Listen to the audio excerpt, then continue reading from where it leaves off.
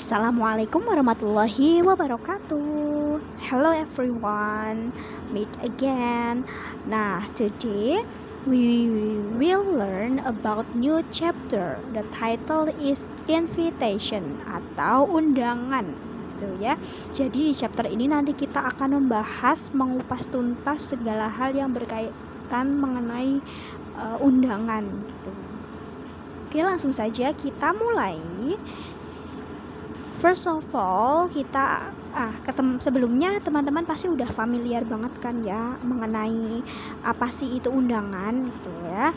Nah, undangan itu ada jenisnya. Jadi jenis undangan itu ada 2, yaitu undangan formal dan juga undangan informal. Jadi yang resmi dan juga yang tidak resmi. Nah, perbedaannya apa aja sih formal dan informal itu? Invitation, yang pertama kita bahas yang formal dulu ya. Nah, formal invitations atau undangan formal adalah a form of official invitation used in various formal institution and formal events. Jadi, undangan formal itu adalah bentuk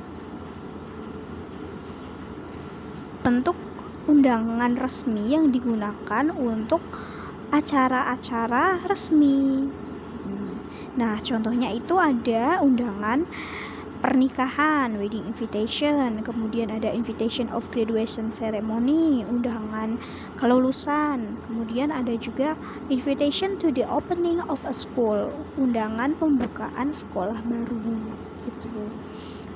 Nah, kemudian selanjutnya kita akan bahas mengenai yang informal. Nah, informal invitation di sini dijelaskan, informal invitation is an invitation which is more casual. It is sent by short message or memo to the invitee.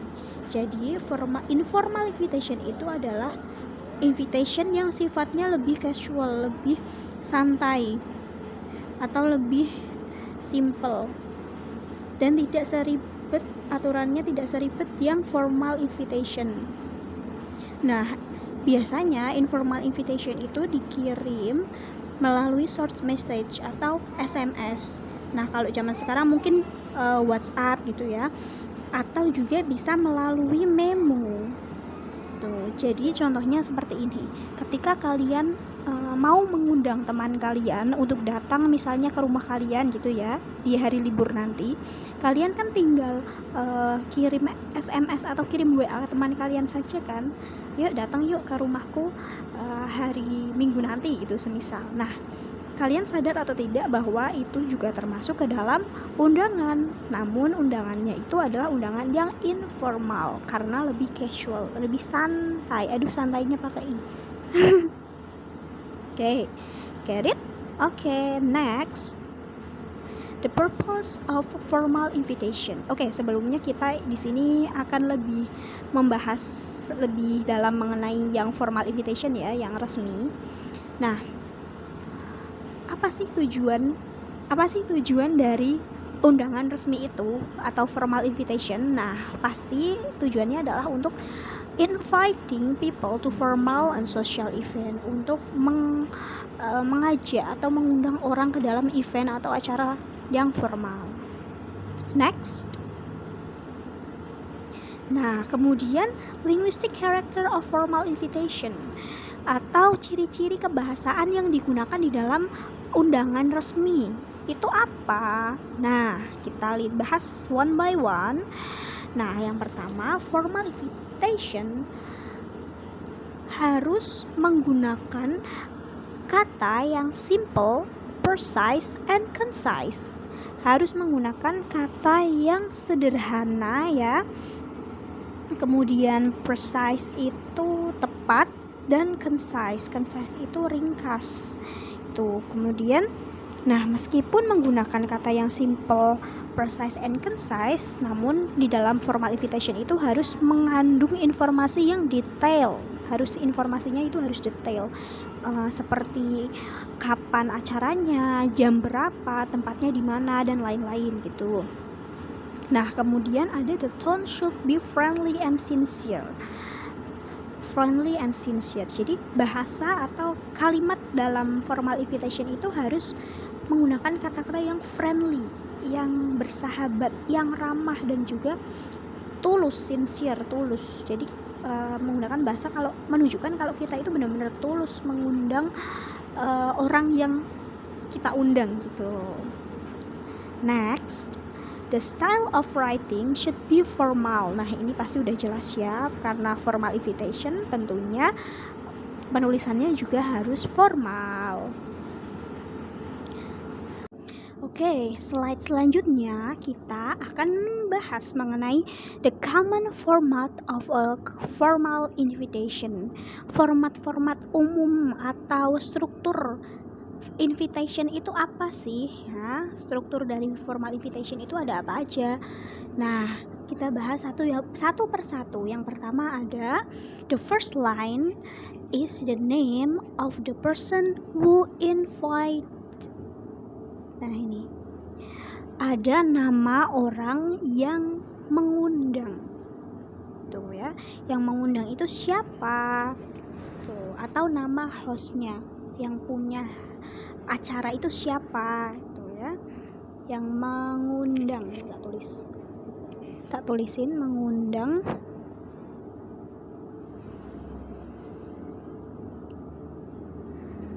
Nah, kemudian yang kedua, the second line is the request for participation.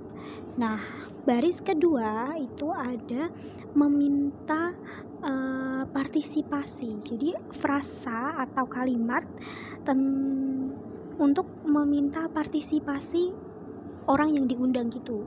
Tuh, contohnya kalimatnya itu contohnya kayak you are invited to the wedding party gitu misalnya.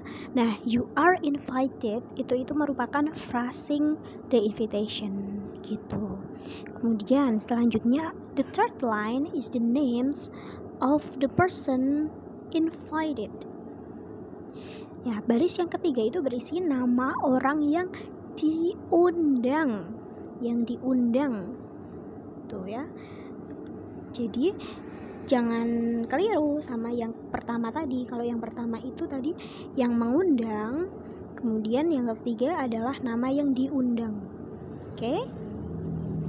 Kemudian the fourth line is the occasion for invitation. Kemudian di bawahnya ada occasion. Occasion itu nama acaranya apa?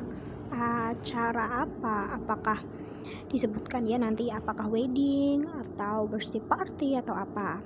Kemudian setelah acaranya ada the fifth line is the time and date of the occasion. Waktu dan tanggal dan waktu ya, tanggal dan waktu undangan itu kapan, itu harus detail.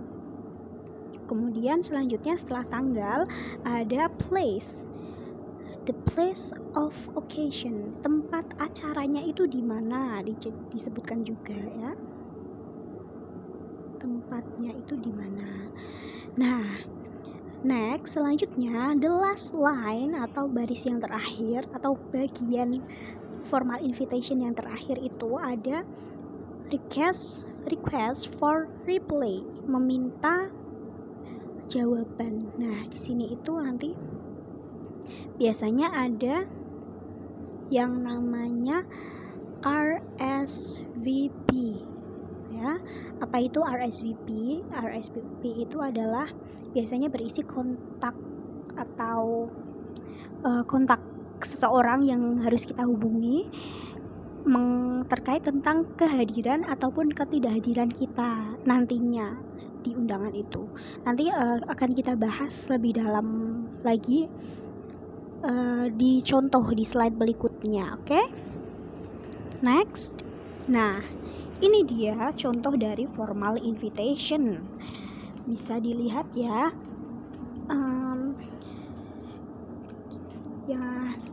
saya bacakan ya. Mr. and Mrs. Pujianto. Nah, ini first line-nya. Yang pertama. Ini adalah orang yang mengundang. Tadi kan ya. Atau name of the host. Nama yang punya hajat itu siapa? Di sini ada Mr. and Mrs. Pujianto. Kemudian cordially request the pleasure of your company. Dengan dengan penuh hormat, dengan penuh hati gitu, mengundangmu. Ini adalah phrasing the invitation atau kalimat kalimat untuk meminta partisipasinya gitu ya. Nah, selanjutnya di bawahnya ada on the wedding ceremony of their daughter. Nah, ini ada nama occasion atau eventnya. Eventnya itu apa? Acaranya di sini ada wedding ceremony gitu ya. Wedding ceremony-nya siapa? Of their daughter. Anak perempuannya dari Mr. and Mrs. Pujianto tadi gitu. Siapa? Yaitu Siti. Siti menikah with Devi. Ditulis ya nama mempelainya, kedua mempelainya. Kalau wedding invitation gitu ya. Jadi ada nama, ada phrasing invitation-nya, kemudian ada kind of event-nya. Selanjutnya ada baris selanjutnya ada date-nya, tanggalnya juga ada. On Friday the 12th of December. Hari Jumat 12 Desember. Kemudian juga ada time-nya, waktunya, yaitu at 7 o'clock in Gedung Kartini, Jalan Gatot Subroto, Jakarta. Ini juga venue-nya atau place-nya, tempatnya. Tuh ya.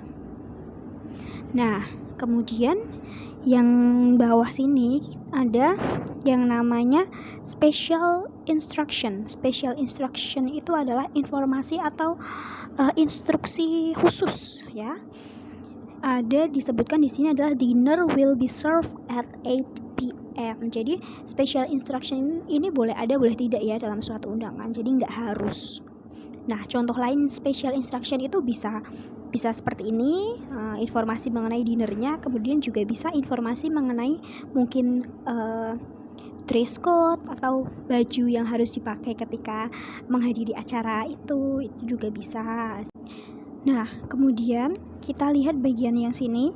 Ini ada yang namanya request to respond ya. Nah, inilah yang tadi yang namanya RSVP tadi. RSVP itu bahasa Perancis ya ini. Kalau bahasa Inggrisnya itu namanya please replay.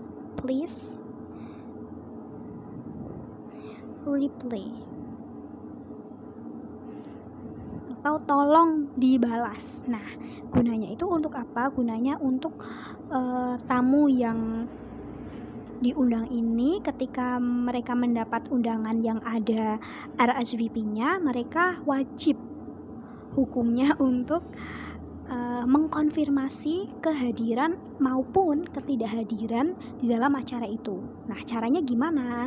Caranya yaitu orang yang diundang itu harus menghubungi gitu ya, mengkontak atau menghubungi kontak yang tertera di sini. Di sini kan contohnya Yani ya, terus ada nomor telepon sama email. Jadi kita bisa mengkontak atau menghubungi Yani melalui nomor ini ataupun email ini untuk mengkonfirmasi kehadiran ataupun ketidakhadiran kita. Jika kita tidak bisa hadir, tetap kita konfirmasi.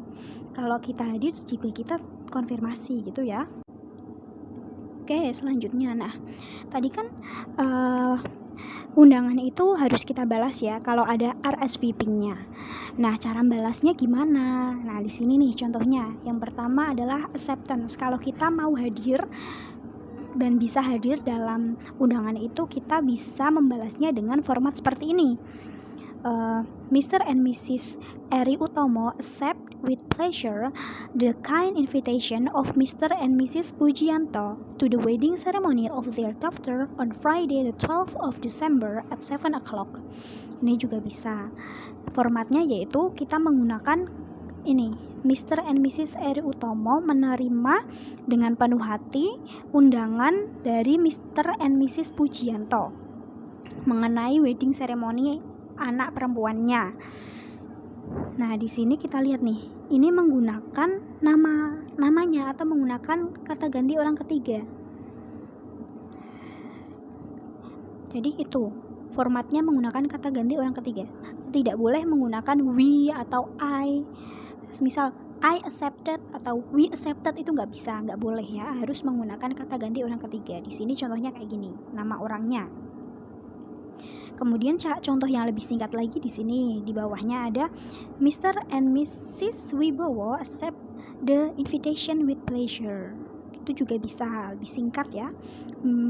Mr. and Mrs. Wibowo menerima undangan ini dengan penuh hati.